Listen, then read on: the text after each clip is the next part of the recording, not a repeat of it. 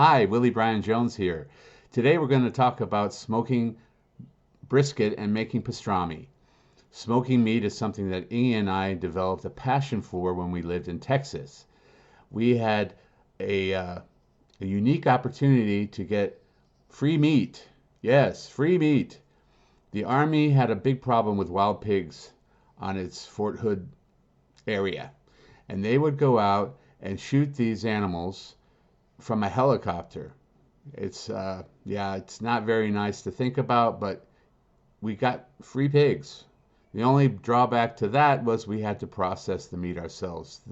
The processing before it lands in your grocer's counter is something that's not very pleasant to think about, but you can imagine it was not very nice. We had as much free meat as we wanted, but we had to do the nasty work ourselves. But anyway, moving on.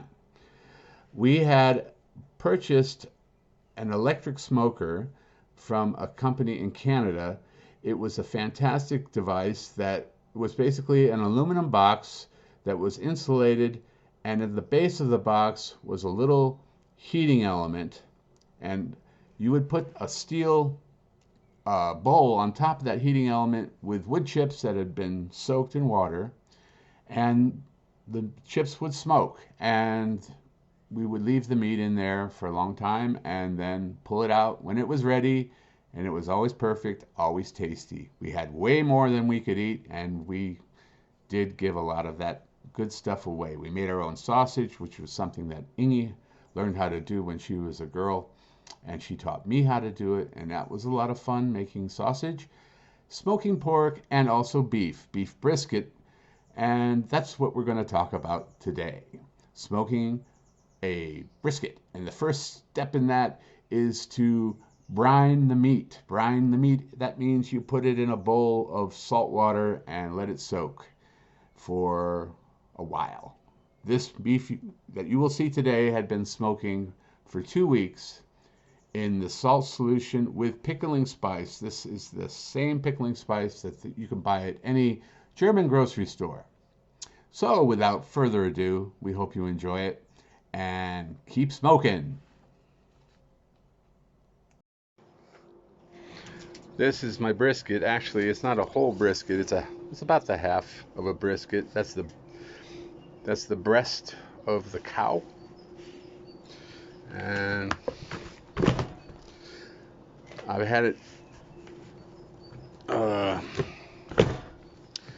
it's been brining. Brining means it's been in salt water and pickling spice for about 2 weeks. And last night we pulled it out of the water and we dried it off. We put it in the fridge. It's been resting overnight.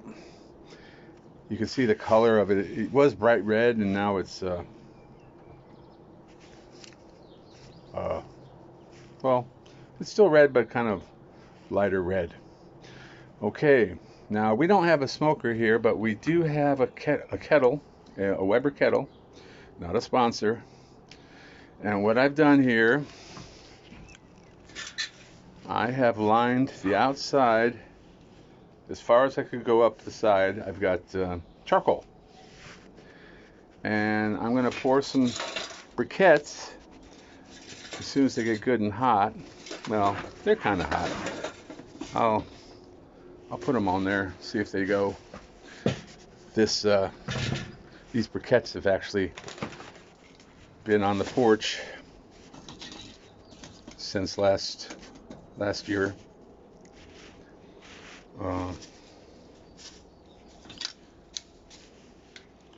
So right here in this area, we've got the hot briquettes, and it's warming up right now. And after I turn off the machine, I'll get my bellows out.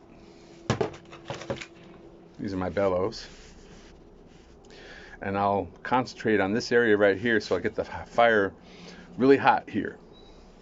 And once it starts to really rock, the concept is that it'll burn all the way around till here. And when it's out here, then I'll just put in some more briquettes. But it's not just briquettes that I'll be using. No, I'm going to be using some wood chips, some real wood chips hickory. And what I'll do now, I'm going to take these hickory chips and I'm going to put them in some water. Get them nice and waterlogged. So once the fire gets really hot, I'll put some of these wet chips right on top and it'll smoke. And that's what it's all about, smoking. So I got the fire relatively warm there. You can see I got the wood chips on there, starting to smoke. Underneath I've got the vents open all the way just until the fire gets good and hot, and then I'll dampen it. Okay, so over here,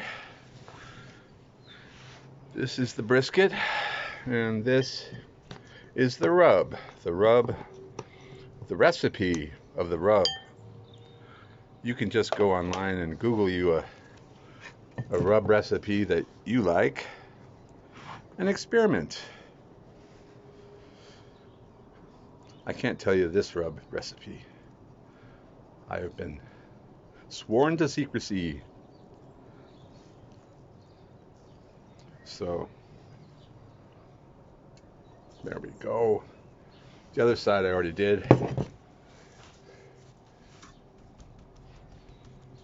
So pat it down, get it in the, mash it in there. Get the sides.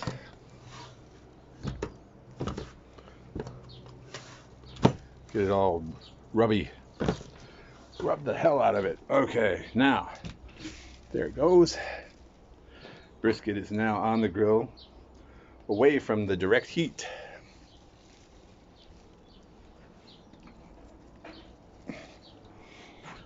And, okay, so it looks like everything is going so far according to plan. So, I will open up the vents all the way so get a good airflow until the fire gets good and hot. And I'll be back in a couple hours to see how it's going. Well, actually, I'll be back before then. Smoker. So, we'll see you later. So, there it is in all its glory. Fork out.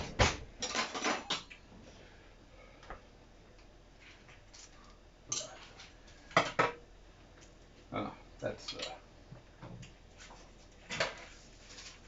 just did some garlic, so there's garlic on there, garlic shells. So.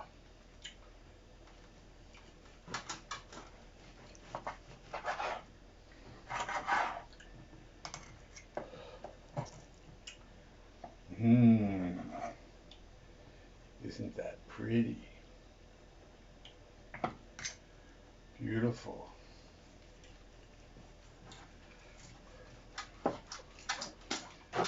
Just like at Katz's Deli in New York City, the world famous Katz's Deli.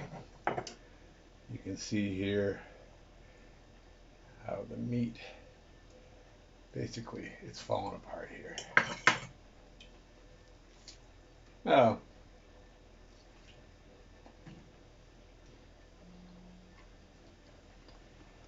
Success.